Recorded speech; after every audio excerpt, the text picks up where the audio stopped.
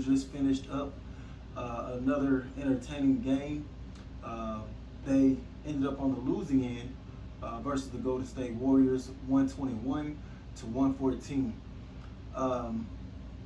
I would say that I rather enjoyed the game that I just watched. Anytime you get an L, yeah, that stings. Um, there was a lot of things, a lot of great things that I saw from the Lakers tonight. But at the same time, I saw some things, um, that we kind of carried over from the preseason that we hadn't fixed yet, and that ultimately kind of cost us tonight. To be honest with you guys, we were kind of fortunate to uh, be in this game because uh, Golden State Warriors, they look like a team that had been playing together for a while, and I told my cousin the other day. He was saying we should spank the Warriors because they don't have Klay Thompson, but I knew that with the ascension of Jordan Poole, the way he played in preseason, it was night and day that he had improved. So I really don't think they're going to be in desperate need for Klay Thompson anytime soon. They can rest him for as long as they want. Probably bring him back late into the season to get him ramped up for the playoffs. But there's no need to rush Klay Thompson back the way the Warriors look tonight. And they were spearheaded by Jordan Poole. Um, we came out hot. We looked great. We were firing on all cylinders. LeBron looked like he was 25. That was probably the most happiest thing that I saw. That I saw tonight. I wanted to make sure that LeBron James wasn't at any type of cliff yet. And he sure as hell looked every bit of an MVP candidate tonight. He ended up dropping 34 points, 11 rebounds, 5 assists, doing it all, man. He knocked down 5 3-pointers. He might have took a few too many, but his stroke looked pure. It looked, especially his 3-point shot and his mid-range shot. It appeared like I haven't seen before from LeBron James. And if he keeps that in his arsenal the way he did tonight, that is going to help him continue to age gracefully throughout the season.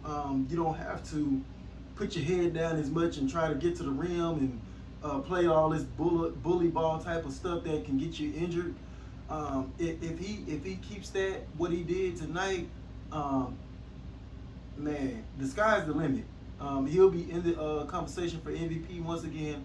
Plus, that'll help him conserve a lot of energy, being able to kind of sit back and play a mid-range to 3-point game. And I'm all for that as long as he shoots at an efficient clip like he did tonight. So I can't put any blame on LeBron. It's just like, we're basically building this thing as we go along, and it's just the first game of the season, and I really wanted this game, especially to start out the season, just to send a statement, just to kind of get a good vibe going, for our team.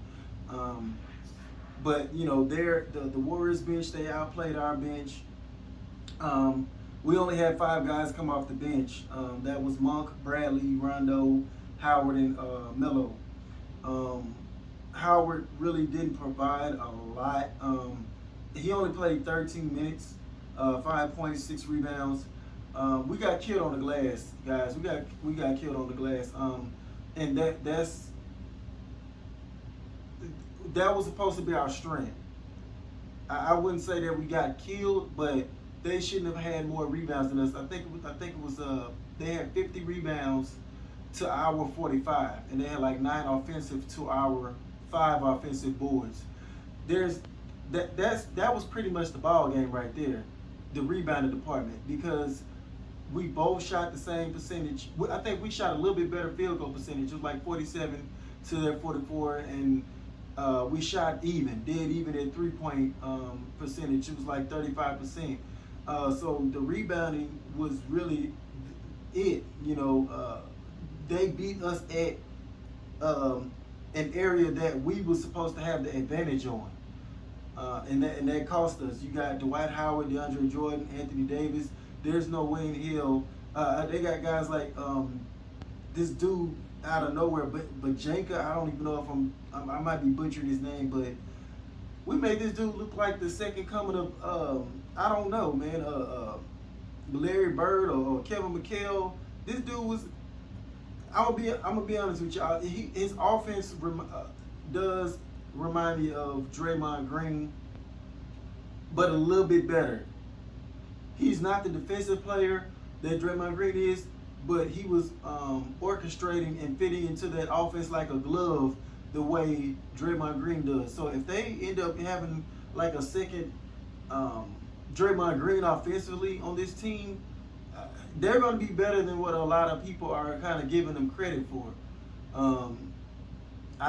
I know we're known for making guys look like stars, like unknown guys look like stars, but I don't know. That guy kind of looked legit with the plays he was making, the clutch shots he was knocking down. He looked good, man, and he was one of the catalysts along with Jordan Poole to spearhead that pull out this victory. Because Curry, we did a great job on Steph Curry. And I want to get to the differences between a struggling night from Steph Curry, what he had, and a struggling night with Russell Westbrook. The differences was Russell Westbrook's off night led him to kind of make even more bad decisions. He became like a bull in a china shop. Like the first half of the game, he was trying to kind of sit back and try to get other guys involved. It seemed like he was a little bit too timid to insert himself. Like, this is not my team, not yet, and I'm just the new guy. That's kind of how he approached it. And once he bricked the first couple of shots, it was like, oh, okay, I gotta kick it in gear. I gotta do something. And it kept leading to more bad decisions. Poor shots. Going 0 for 3 from 3-point range and still deciding to pull more. Stuff like that. And he wasn't finding other ways to help us win. And Frankie V kind of pulled him. I think Frank Vogel was sensing that, and he was pulling him when he was sensing that, and he would put Rondo back in the game. So first game, I'm gonna chalk it up to first game jitters for Russell Westbrook. And like I said, he did this with Houston, and he did this with the Wizards last year. Started off looking like a shell of himself. So let's hope that's the case. And that he kicks it in gear like he did with the last couple of teams. But the Curry's difference was he had a bad shooting night, but he didn't let that stop him in other areas. He got to the free throw line, 9 of 9 from the free throw line. He added 10 boards, 10 assists, and 3 steals. So, yeah, he had a bad shooting night, but he was not a detriment to his team. He came in and did what he was supposed to do. He had now don't get me wrong, he had a good supporting cast help tonight, but he still made a poor shooting night. He made something good out of that. Now I want to say we had ended up gaining control of this game, and then when I think Curry went to the bench and Anthony Davis went to the bench as well, that's when the Warriors kind of took the lead with guys like Jordan Poole and Otto Porter. And I forget the other guy's name, but I know Wiggins came in. They were coming in just playing together, playing as a unit, and they just went on a run and kind of never looked back at that point. We were, trying to fight and battle back, get back in the game, but at that point we had kind of exerted too much energy and just couldn't get the necessary stops that we needed. Our offense was there tonight, 114 points, but like I said, the bad from the preseason carried over to this game, and that's mainly on the defensive side of the ball. We just had too many breakdowns and too many crucial moments, and that ultimately cost us. So those are things to try to kind of tighten up going forward. We did get the addition of Avery Bradley once the Warriors released him. I was very, very excited about that. I still am not happy at the way that he left us the last time. He left us and didn't play in the bubble. None of that stuff didn't contribute and just up and left us to go get another bag.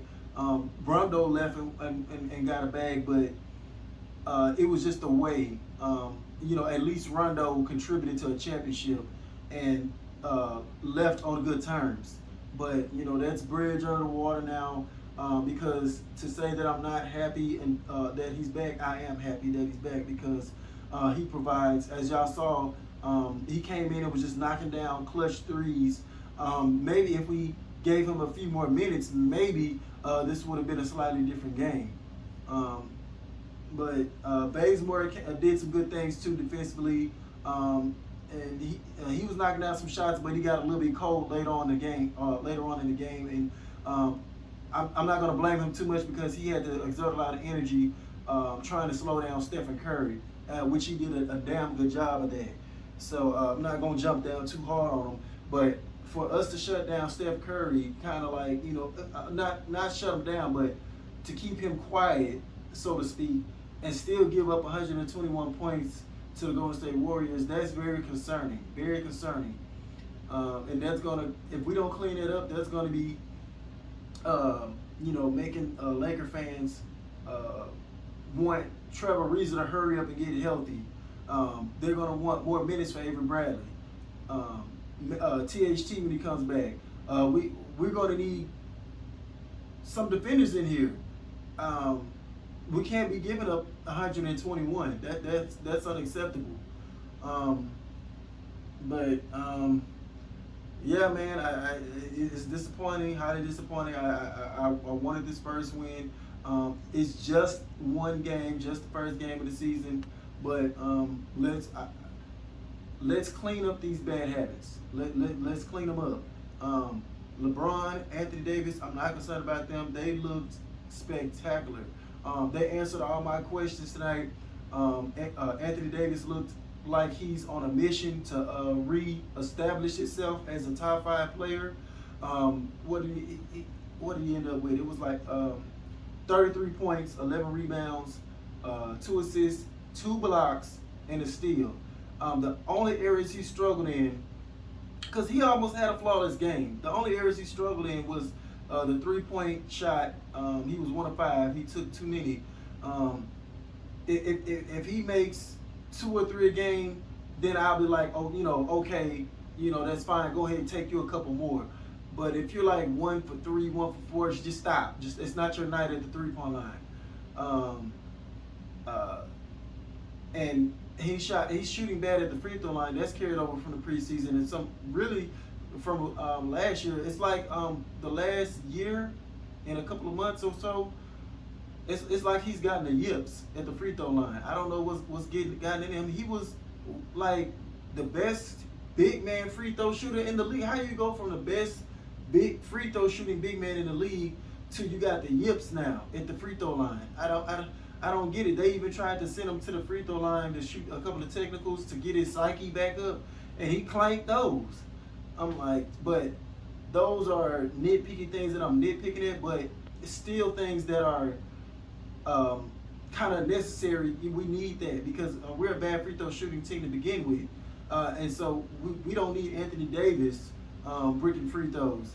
But other than that, he had dang near a flawless game. Almost had a he had a double-double. LeBron James, man, he looked flawless as well. So those two guys answered my questions and kind of calmed me down. Like, okay, I don't have to worry about them. I just now we can focus on everybody else, what they need to do better. And the only thing we have to worry about as far as Davis is stay healthy. Stay healthy. Stay healthy and stay mentally hungry. Every game, stay mentally hungry. Because we're going to need that. So, yeah, I hope you guys enjoyed that breakdown of tonight's game. And if y'all did, please like, share, and subscribe to this channel. That way we can get this channel up and growing. And I'll catch you guys on the next one. Peace.